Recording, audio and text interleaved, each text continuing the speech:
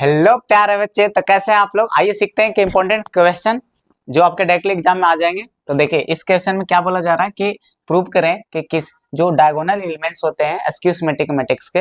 आपको ये बात पता होना चाहिए कि जो डायगोनल एलिमेंट की बात कर रहा है क्वेश्चन, ठीक है, तो उसका मतलब ये समझना है कि जो मेन डायगोनल का एलिमेंट की बात हो रहा है, ठीक है, यह आपको बात पता होना चाहिए। और किसी भी आपको पता है कि एक्सियोमेट्रिक मैट्रिक्स क्या होते हैं, वो एक तरह का स्क्वायर मैट्रिक्स ही होते हैं।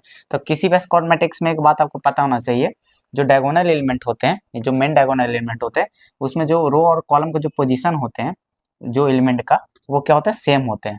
ठीक है, अगर इसको जनरल एलिमेंट मान लिया जाए, और भी एलिमेंट हो सकते हैं और बड़े स्क्वायर मैट्रिक्स होंगे तो ठीक है, तो वो आई और जे सेम होंगे। देख सकते हो आप, दोनों सेम है, दोनों सेम है। किस सब जगह सेम तो नहीं है डायगोनल होने पे, ठीक है, वो मेन डायगोनल यानी प्रिंसिपल डायगोनल। तो फॉर ऑल आई जे के लिए क्या होते हैं, दोनों बराबर होते हैं। चलिए आते हैं हम लोग क्वेश्चन पे। देखिएगा, तो आपको मान लेते हैं एक मैट्रिक्स, कोई मैट्रिक्स हुआ होगा, तो एलिमेंट पे कमेंट किया इसलिए एलिमेंट फॉर्म में मान लेते हैं, राइट। चलो स्क्वायर मैट्रिक्स है तो कर लेते हैं, बी है askew symmetric, askew symmetric, askew symmetric matrix, right. यहाँ तक आप लोग को आ रहा होगा समझ में।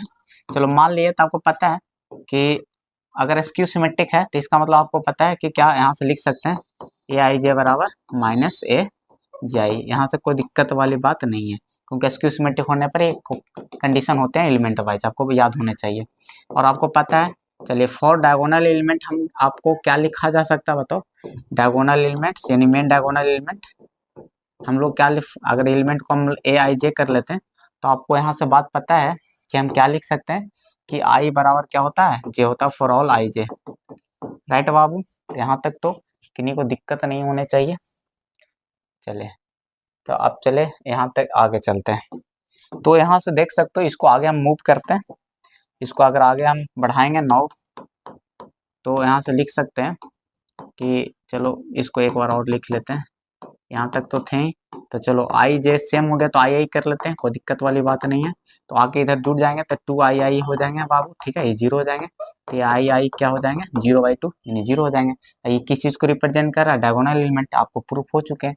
तो लिख दीजिएगा हेंस करके, है ना, तो all elements of a main diagonal element of askew symmetric matrix भी 0, ठीक है, तो आपको प्रूफ हो चुके हैं। तो all elements of askew symmetric matrix